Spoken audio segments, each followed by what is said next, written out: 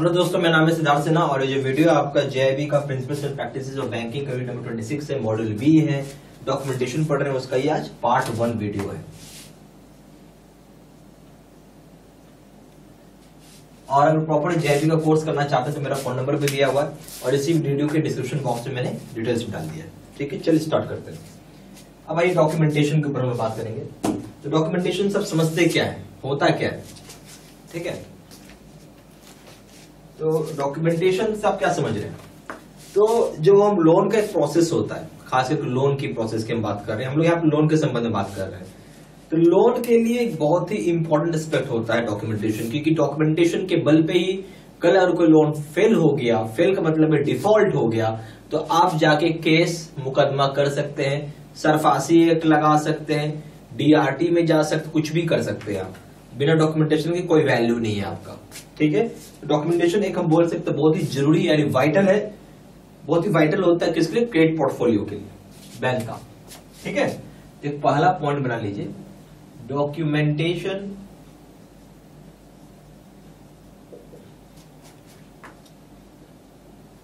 Is one of the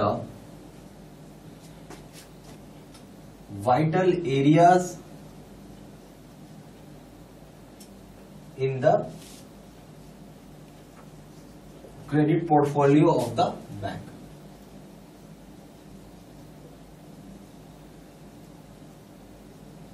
आया समझ में। तो क्या है, डॉक्यूमेंटेशन एक तरीके का वाइटल एरिया होता है किस चीज में, क्रेडिट पोर्टफोलियो बैंकों का। तो बैंक का जो क्रेडिट पोर्टफोलियो होता है उसके बहुत ही जरूरी चीज होता है। अब आइए पर्पस। तो क्या पर्पस होता है, हम डॉक्यूमेंट लेते हैं, डॉक्यूमेंट लेने का पर्पस ये होता है कि उसमें टर्म्स एंड कंडीशंस मेंशन होती हैं। क्या मेंशन होती है, टर्म्स एंड कंडीशंस बैंकर के लिए और बोरोवर्स के लिए। ठीक है, साथ साथ हम यहाँ पे पता कर सकते हैं किस तरह की सिक्योरिटी वो गिरवी रखवा रहा है। बोरोवर जो होता है कुछ हमको सिक्योरिटी देता है, कोलेटरल वैल्यू जिसको बोलते हैं, कितने समय का लोन है, कितना अमाउंट का लोन है, और अगर जरूरत पड़ा तो हम कैसे सॉल्यूशन लेंगे, ये सारी चीजों को मदद पहुंचाता है डॉक्यूमेंटेशन। अब लिख सकते हैं पर्पस का, द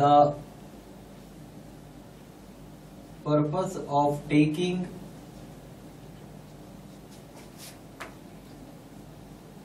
डॉक्यूमेंटेशन। ठीक है, आर भाई क्या पर्पस है डॉक्यूमेंटेशन लेने का। तो सबसे पहला है to fix the terms and conditions between bankers and borrowers। हम यहाँ पे क्या फिक्स कर रहे हैं, टर्म्स एंड कंडीशंस फिक्स कर रहे हैं बैंकर्स और बोरोवर्स के बीच में। फिर हमें आइडेंटिफाई करते हैं सिक्योरिटीज, कौन सिक्योरिटीज गिरवी रखना चाहता है। आप लिख सकते हैं to identify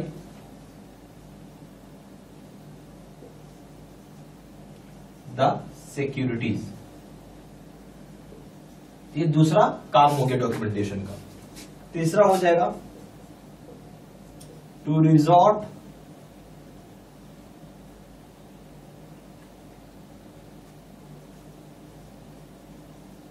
to legal remedies in case of default of loan। ठीक है, आया समझ में। तो ये तीन काम करता है, टर्म्स एंड कंडीशंस बोरोवर्स और बैंकर्स के बीच स्टैब्लिश करवाता है, सिक्योरिटीज को पता करवाता है, आइडेंटिफाई करवाता है, रिजॉर्ट, और कुछ ऐसा हो गया कि लोन फेल हो गया, लोन डिफॉल्ट हो गया, तो आपको लीगल सॉल्यूशन भी प्रोवाइड करवाता है। अगर हम यहाँ पे ये बोले कि जो डॉक्यूमेंटेशन है उसको फॉलो नहीं करें या कंप्लायंस नहीं करें, क्या नहीं करें, कंप्लायंस यानी नॉन कंप्लायंस हो जाता है किसी भी प्रोविजन का, तो इससे सबसे बड़ी चीज हो जाती है, अगर आप नॉन कंप्लायंस करते कोई भी प्रोविजन है जो लॉ का, कानून का लोन के संबंध में, तो उससे जो वैलिडिटी होती है डॉक्यूमेंट की वो खत्म हो जाती है या एक्सपायर हो जाता है। या उसकी वैलिडिटी ऑफ डॉक्यूमेंट एक्सपायर नहीं बोली, वैलिडिटी ऑफ डॉक्यूमेंट जो होता है ना वो इफेक्ट में नहीं होगा, इन इफेक्ट नहीं होगा, ठीक है, अगर आप सही तरीके से कंप्लायंस नहीं करेंगे तो तीसरा पॉइंट है non compliance of any of the provisions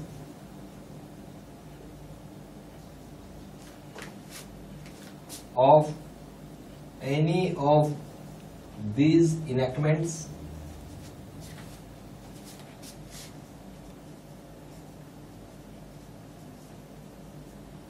may affect the validity of the document.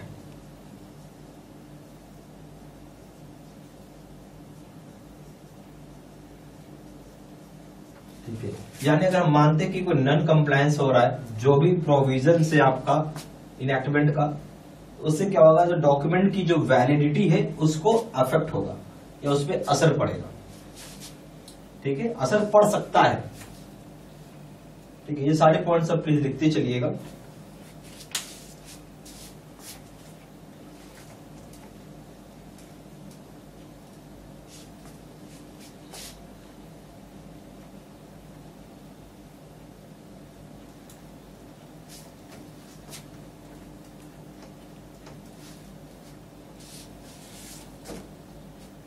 अब आइए चौथा पॉइंट, बोलता है कि जो लोन है अगर आप किसी एक माइनर को देते हैं, लोन आप किसी माइनर को देते हैं, डॉक्यूमेंट्स एग्जीक्यूट किया जाता है तो वो कोर्ट में इन्फोर्सेबल नहीं होगा। अगर लोन मान लीजिए किसी छोटे बच्चे को आपने दे दिया ठीक है, पर उसको आप कोर्ट की नजर में इन्फोर्स नहीं करते थे, कानूनी नजर आप बोलते हैं उसको इन्फोर्सेबल नहीं है, ठीक है, क्योंकि कॉन्ट्रैक्ट को माना जाएगा छोटे बच्चों के लिए वॉइड माना जाएगा, क्या माना जाएगा, वॉइड एब इनिटो, जो कि इस पर provisions of Indian Contract act के हिसाब से किया हुआ है, ठीक है, इसको लिख लीजिए। If loan is given to minor, documents executed may not be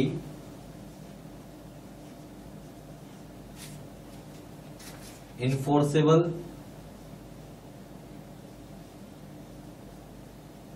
in a court of law,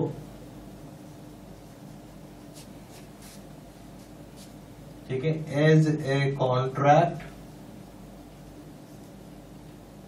with a minor is void ab initio,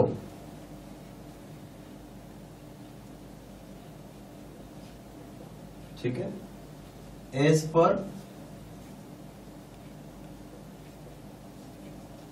provisions of Indian Contract act.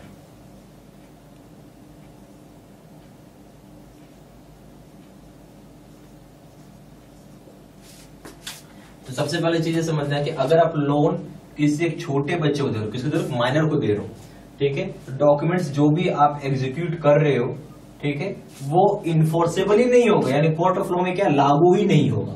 छोटे बच्चे के ऊपर लोन दे दिया, सीधी सी बात, उस तरह का डॉक्यूमेंट का कोई वैल्यू नहीं है, लागू ही नहीं होगा कोर्ट में, ठीक है, क्योंकि जो कॉन्ट्रैक्ट जो है माइनर के साथ बनाए वो वॉइड हो गया, वॉइड मतलब खारिज हो गया, या वॉइड एब इनिटो हम लोग बोलते हैं इसको, ठीक है, जो एज पर प्रोविजंस होता है इंडियन कॉन्ट्रैक्ट एक्ट के हिसाब से बनाया हुआ है। क्यों? देखिए छोटा बच्चा का दिमाग नहीं होता है, उसको सही गलत को तो पता नहीं है, तो इसलिए उस केस में हम लोग इसको नहीं एडमिट करते हैं। अब आइए क्या क्या डॉक्यूमेंट जरूरी होती हैं, प्रोक्योर होते करना पड़ता है या एग्जीक्यूट करना पड़ता है, किन कारणों से। बोलता है डॉक्यूमेंट्स को क्यों जरूरी माना जाता है, डॉक्यूमेंट्स को क्यों जरूरी मानते हैं कि हमें वो डॉक्यूमेंट लेना ही पड़ेगा, किन कारणों से, वो कारण अभी समझेंगे हम लोग। तो पांचवा पॉइंट बनाइए, डॉक्यूमेंट्स आर नेसेसरी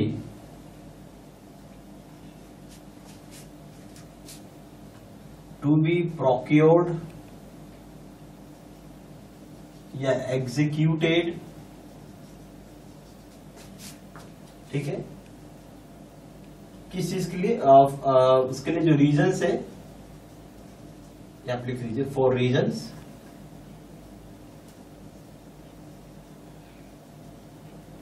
समझिए डॉक्यूमेंट्स को हम क्या करते हैं, जरूरी होता है एग्जीक्यूट करने के लिए, किन कारणों से?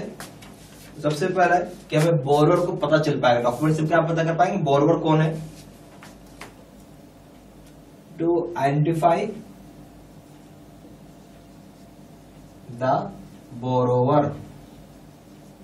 दूसरा, फिर हम सिक्योरिटी को भी पता कर सकते हैं, जो मैंने आपको पहले बताया था। दूसरा पॉइंट मान लीजिए, टू आइडेंटिफाई द सिक्योरिटी। तीसरा, फिर हो जाएगा कि यहां एक प्रूफ हो जाता है, डॉक्यूमेंटेशन का सबसे बड़ा चीज क्या है, प्रूफ हो गया, एक एविडेंस हो गया हमारे हाथ में कि भैया हमने आपको लोन दिया था, यानी बैंक ने लोन दिया था बोरोवर को, उसके लिए ये डॉक्यूमेंट साक्ष्य है या एविडेंस है, ठीक है, वो भी रिटेन प्रूफ हो गया ये।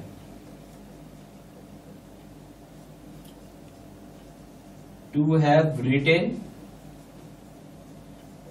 Evidence, to have written evidence of the transaction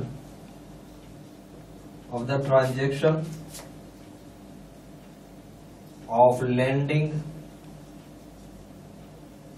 made by the bank।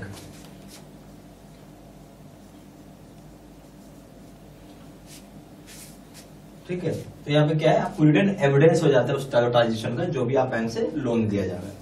ठीक है, ये एक तरह का रिटन एविडेंस है, जो भी ट्रांजेक्शन ऑफ लेंडिंग का।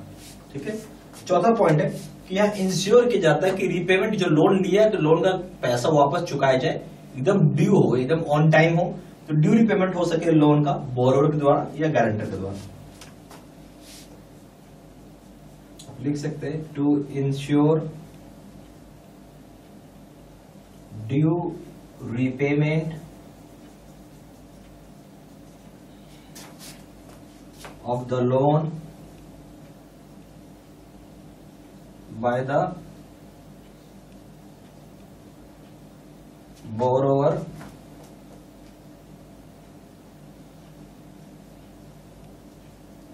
या गारंटर। ठीक है, इंश्योर की जगह क्या ड्यू रिपेमेंट की बात हो रही है लोन का बोरोवर के द्वारा या गारंटर के द्वारा। पांचवा, या इंश्योर की जगह बैंक का लीगल स्टेप ले सके रिकवरी ऑफ लोन के लिए, खास करके उस समय नॉन पेमेंट और बाय द बोरोवर या गारंटर हो सके। मतलब कह रहा है कि अगर मान लेते हैं कि बोरोवर ने पैसा नहीं चुकाया, साथ साथ गारंटर ने भी नहीं पैसा चुकाया, तो बैंक को भाई कुछ कानून तो उठाना पड़ेगा, लीगल एक्शन लेना पड़ेगा। तो लीगल एक्शन जो लोन की रिकवरी के लिए लिया जाएगा, तो उसके लिए यही डॉक्यूमेंट पावर पहुंचाता है या इंटाइटलमेंट देता है। आप लिख सकते हैं, to entitle the bank to take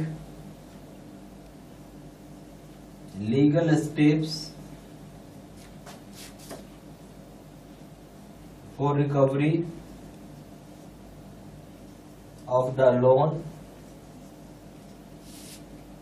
in the event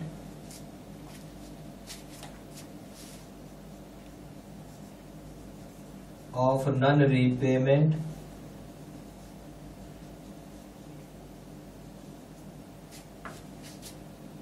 by the borrower या guarantor।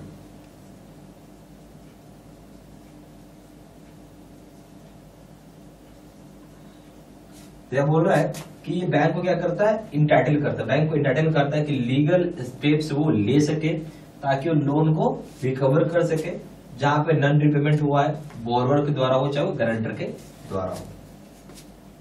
ठीक है, ये सारी पॉइंट्स आप प्लीज कॉपी में अपना लिखते चलिएगा, ठीक है ना। यहाँ पे हमारे पास जेआईबी के 2 तरह के कोर्सेज हैं, एक ही पीपीटी यानी कंप्यूटर स्क्रीन रिकॉर्ड होता है, जो कंप्यूटर स्क्रीन होती है उसको रिकॉर्ड करके आपको वीडियो बना के दिया जाता है, और दूसरा होता है face to face video course. जो अभी अपने वीडियो देखा है उसका नाम है face to face video course. ये सबसे बेस्ट कोर्स है, और ये अगर आप ये कोर्स करते हो तो मान के चलिए कि आप फर्स्ट टाइम में ही पास करेंगे। सिंपल बोलूँगा, फर्स्ट टाइम में आप पास कर जाएंगे। हर आदमी को एक ही चीज़ चाहिए कि भाई फर्स्ट टाइम में ही पास करे, बार बार एग्जाम कोई देने का इच्छा नहीं रखता है। ठीक है।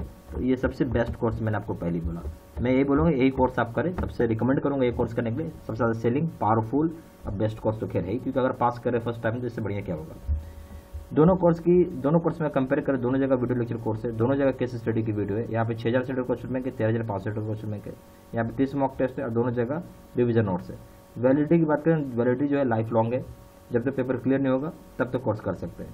पेपर 1 प्रिंसिपल्स करेंगे दाम है 600 रुपये, यहाँ 1200 रुपये। पेपर 2 करेंगे इसका दाम 800 रुपये, यहाँ पे 1500 रुपये। पेपर 3 करेंगे इसका दाम है लीगल, इसका दाम है 600 रुपये, इसका दाम है 1200 रुपये।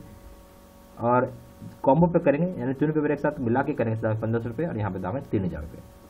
ज़्यादा जानकारी के लिए फोन कर सकते हैं। फोन नंबर हो जाएगा 4 times 9685127। दूसरा नंबर है 7827546946। वेबसाइट में जाकर डायरेक्टली ऑनलाइन ऑर्डर प्लेस कर सकते हैं। वेबसाइट हो जाएगा www.jbcibstudymaterial.com। ईमेल आईडी हो जाएगा seatsena3@gmail.com। ये सारी इन्फॉर्मेशन मैंने इसी वीडियो के डिस्क्रिप्शन बॉक्स में भी डाल दी है, ठीक है। Thank you very much.